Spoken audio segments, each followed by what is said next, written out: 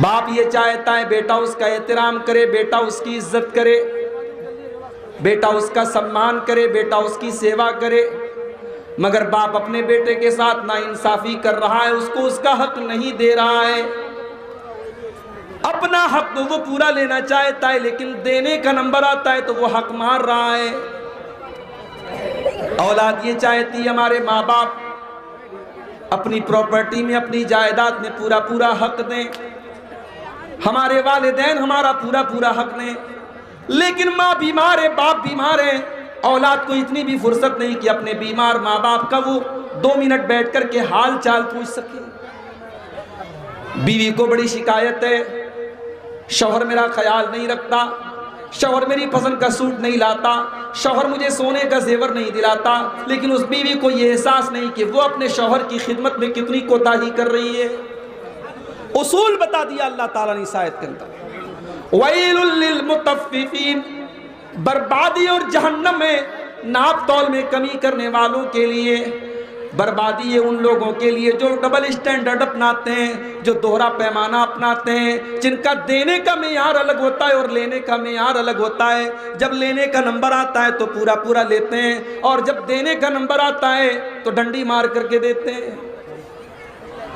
اللہ نے فرمایا الا یظن اولئک انہم مبعوثون، کیا ان کو یہ پتہ نہیں ہے کہ کل قیامت کے دن ان کو اٹھایا جائے گا، ان کو کل قیامت کے دن اللہ تعالیٰ اٹھائے گا۔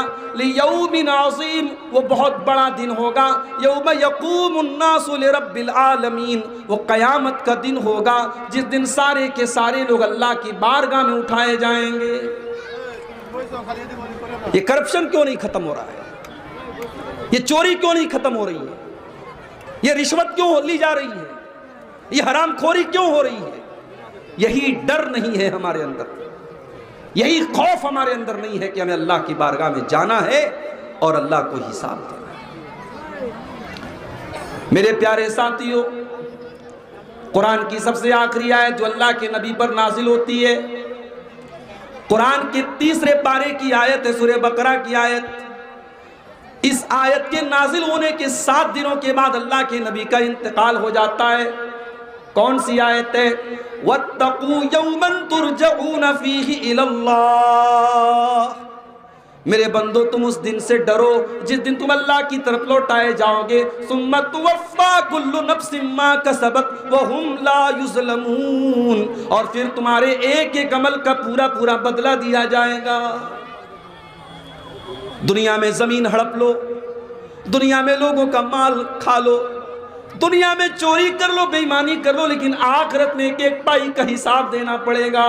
اللہ کے نبی فرماتے ہیں، صحیح مسلم کی روایت ہے، لَتُؤَدُّنَّ الْحُقُوقَ إِلَىٰ أَهْلِهَا، او لوگو تم قیامت کے دن ہر حقدار کو اس کا حق دے دو گے، حَتَّى يُقَادَ لِلشَّاةِ الْجَلْحَاءِ مِنَ الشَّاةِ الْقَرْنَاءِ، یہاں تک کہ اگر بغیر سینگ والی بکری کے اوپر سینگ والی بکری نے ظلم کیا ہوگا، اتیاچار کیا ہوگا، تو اس سے بھی قصاص لیا جائے گا۔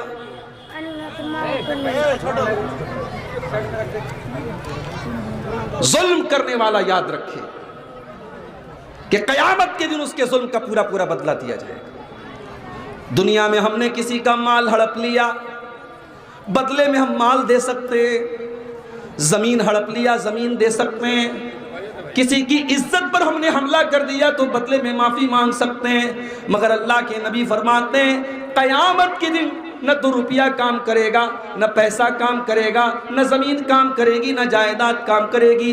قیامت کے دن کی کرنسی اگر ہوگی تو نیکیاں ہوں گی اور گناہ ہوں گے۔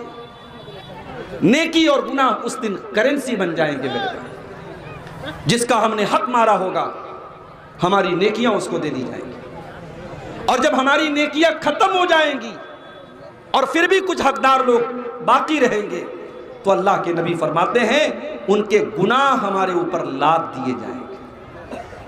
میرے پیارے ساتھیوں، اگر آج یہ ڈر اپنے اندر ہم پیدا کر لیں کہ ہمیں اللہ کے سامنے کھڑے ہونا ہے، اللہ کو حساب دینا ہے، اور وہ دن ایسا ہوگا جس دن کوئی راز نہیں رہے گا۔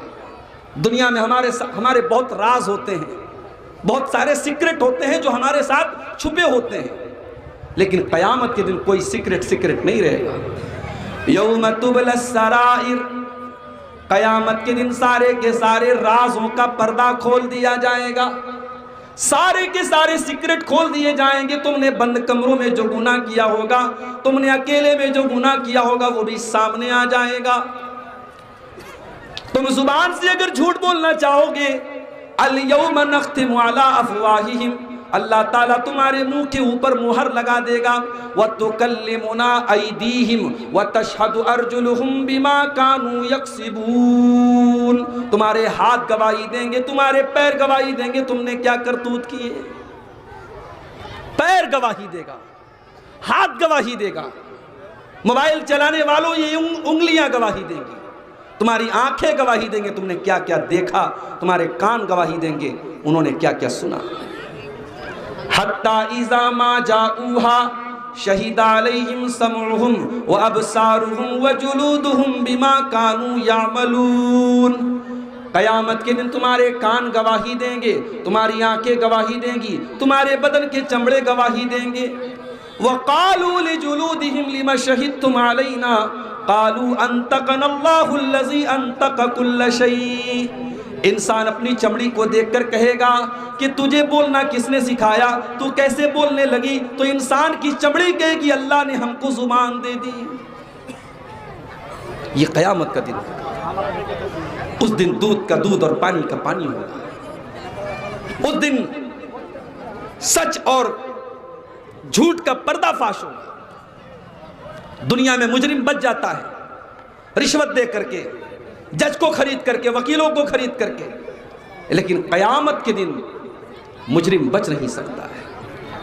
اللہ نے فرمایا قرآن کے 29ویں پارے میں، یومئذ تعرضون لا تخفی منکم خافیہ، قیامت کے دن تم اللہ کی بارگاہ میں پیش کیے جاؤ گے، تمہارا کوئی بھی عمل اللہ سے چھپ نہیں سکتا، کوئی بھی عمل چھپ نہیں سکتا، تم چھپا نہیں سکتے اللہ کی بارگاہ میں کچھ۔ دنیا میں سب سے خطرناک ترازو مانا جاتا ہے سونار کا ترازو۔ ہماری عورتیں جو ناک کی نتھیا پہنتی ہیں، جو کان کے اندر بالی پہنتی ہیں، بڑے معمولی وزن کی ہوتی ہے، سونار کے ترازو پر اس کو رکھ کر کے سونار بتا دیتا ہے اس کا وزن کیا ہے۔ وہ 1 گرام کی بھی نہیں ہوتی، وہ 1 گرام سے بھی کم، آدھا گرام یا 1.25 گرام یا ٹکڑا گرام ہوتی ہے، وہ بھی بتا دیتا ہے ترازو سونار کا۔ میرے پیارے ساتھیوں، اللہ تبارک و تعالیٰ قیامت کے دن ایک ترازو رکھے گا، جس ترازو کے اوپر ہمارے اعمال کو تولا جائے گا۔ وہ ترازو کیسا ہوگا؟ اللہ نے فرمایا وَنَزَعُ الْمَوَازِينَ الْقِسْطَ لِيَوْمِ الْقِيَامَةِ فَلَا تُظْلَمُ نَفْسٌ شَيْئًا وَإِنْ كَانَ مِثْقَالَ حَبَّةٍ مِّنْ خَرْدَلٍ أَتَيْنَا بِهَا وَكَفَى بِنَا حَاسِبِينَ۔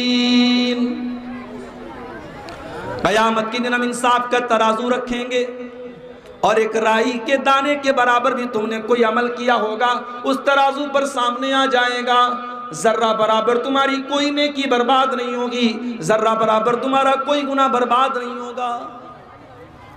جانتے ہو آج بڑے بڑے اسٹیشنوں پر کیمرے لگے ہوتے ہیں، ایئرپورٹ کے اوپر کیمرہ، بڑی بڑی دکانوں میں کیمرہ۔ یہ کیمرے کیوں لگے ہوتے ہیں؟ یہ کیمرے، ان کو کہا جاتا ہے سی سی ٹی وی کیمرہ، ان کو کہا جاتا ہے سیکیورٹی کیمرہ۔ کیمرے کا مقصد یہ ہوتا ہے، کیمرہ سب ریکارڈ کر رہا ہے۔ اگر چور آیا اور چوری کر کے بھاگنے لگا تو کیمرہ اس کو ریکارڈ کر لے گا کہ کس نے چوری کی تھی۔ میرے پیارے ساتھیوں، یہ انسانوں کے بنائے ہوئے کیمرے آج چوری سے بچا رہے ہیں۔ انسانوں کے بنائے ہوئے کیمرے لگے ہیں تو چور چوری سے ڈر رہا ہے، زناکار زنا سے ڈر رہا ہے، بلاتکاری بلاتکار سے ڈر رہا ہے، لڑکیوں کو چھیڑنے والا چھیڑنے سے ڈر رہا ہے۔ انسان کے بنائے ہوئے کیمرے کا اتنا ڈر ہے، ذرا سوچو اللہ کا کیمرہ تو 24 گھنٹے چل رہا ہے، اللہ کا کیمرہ تو سب کچھ ریکارڈ کر رہا ہے، اور اللہ کا کیمرہ کبھی بند ہونے والا نہیں ہے۔ انسان کا کیمرہ تو بند بھی ہو سکتا ہے، خراب بھی ہو سکتا ہے، اس کا سسٹم فیل بھی ہو سکتا ہے، مگر اللہ کا جو کیمرے کا سسٹم ہے وہ کبھی فیل نہیں ہو سکتا۔ وَإِنَّ عَلَيْكُمْ لَحَافِظِينَ كِرَامًا كَاتِبِينَ يَعْلَمُونَ مَا تَفْعَلُونَ۔ یکتبون، ہم نے تمہارے اوپر کرامن کاتبین کو ریکارڈ کرنے کے لیے رکھ دیا ہے. تمہارے ایک ایک عمل کو وہ ریکارڈ کر رہے ہیں، تمہاری ایک ایک ایکٹیویٹی کو وہ لکھ رہے ہیں. عمل تو چھوڑ دو میری ماں بہنوں، تم جلسے میں آئی ہو، تقریر ہو رہی ہے، تم پنڈال کے نیچے بیٹھ کر کے اپنی دیورانی جیٹھانی کی غیبت کر رہی ہو، ساس بہو کی غیبت کر رہی ہے، بہو ساس کی غیبت کر رہی ہے، نند بھابھی کی شکایت کر رہی ہے. تم نے زبان سے جو غیبتیں کی ہوں گی، تم نے جو چغلیاں کی ہوں گی، تم نے جو گالی بکی ہوگی، تم نے جو گندی باتیں نکالی ہوگی، اللہ کے یہاں وہ بھی ریکارڈ کی جا رہی ہے. ما یلفظ من قول الا لدیہ رقیب عتید. میرے بندو، تمہاری زبان سے نکلنے والے الفاظ ریکارڈ کیے جائیں، اور قیامت کے دن ہماری زندگی بھر کی وہ ریکارڈنگ ہمارے سامنے لائی جائے گی. ذرا تصور کرو میرے بھائیوں، دنیا میں ہم نے بہت سارے ایسے گناہ کیے ہیں جو ہم کو پتہ ہے، اللہ کو پتہ ہے، ہماری ماں کو بھی نہیں معلوم، ہمارے باپ کو نہیں معلوم، ہمارے بھائی کو نہیں معلوم، ہمارے پڑوسیوں کو نہیں معلوم. کتنے ایسے لوگ ہیں کہ اگر ان کے گناہوں کے بارے میں لوگوں کو پتہ چل جائے تو لوگ ان کی عزت کرنا بند کر دیں. ان کی عزت پر اللہ نے پردہ ڈال کے رکھا ہے، ان کے گناہوں کو اللہ نے چھپا کر کے رکھا ہے، مگر قیامت کے دن ہمارے چھپے ہوئے گناہ بھی سامنے آ جائیں گے.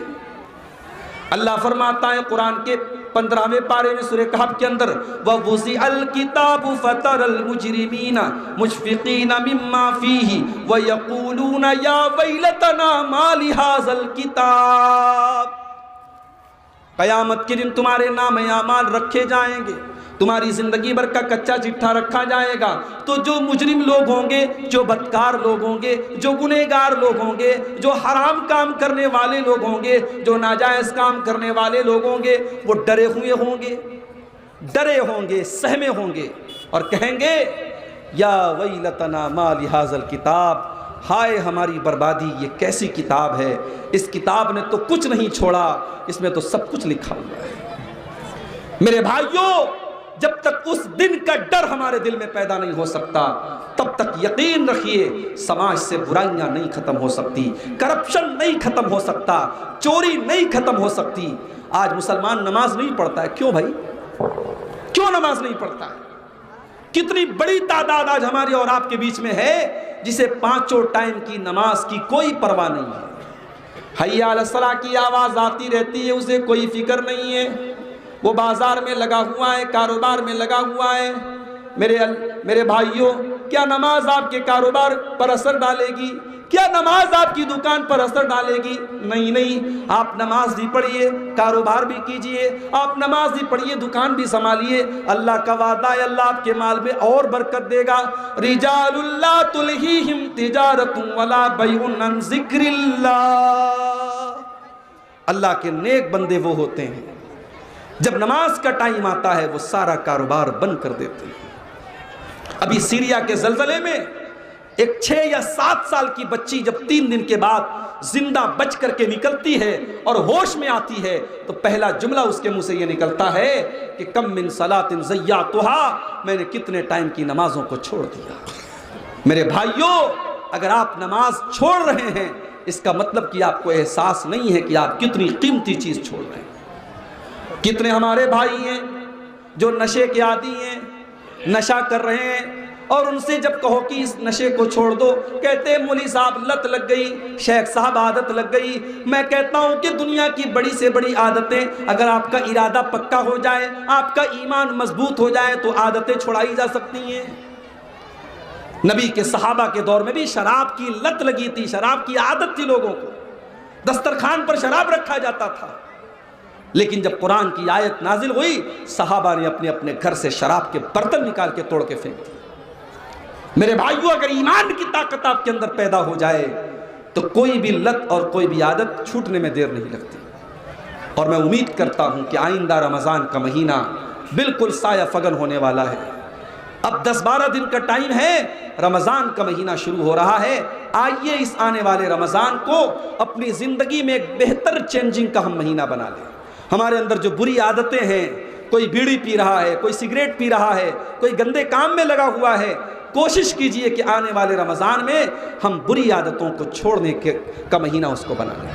رمضان ہمارے اندر بہت ساری چینجنگ لاتا ہے، اپنے اندر ایک اچھی چینجنگ، ایک اچھا پریورتن، ایک اچھی تبدیلی کا مہینہ رمضان کو بنائیے۔ بڑے مختصر سے وقت میں چند باتیں میں نے رکھی ہیں، اللہ سے دعا ہے رب العالمین ہم سب کو نیک عمل اور اچھی سمجھ کی توفیق عطا فرمائے۔ اللہ تعالیٰ اس مدرسے کے لیے جو لوگ تعاون کر رہے ہیں، اللہ ان کے تعاون کو اللہ قبول فرمائے، اور جو لوگ ابھی تک پیچھے رہ گئے ہیں اللہ ان کو بھی توفیق دے، وہ آگے بڑھ چڑھ کر کے اس میں حصہ لیں۔ اللہ تعالیٰ ہم سب کو کہنے سننے سے زیادہ عمل کی توفیق عطا فرمائے، جب تک دنیا میں زندہ رکھے اسلام پر زندہ رکھے، اور خاتمہ ہمارا ایمان پر ہو، آمین۔ وآخر دعوانا ان الحمدللہ رب العالمین۔ جزاک اللہ خیر الجزاء، شکر اللہ۔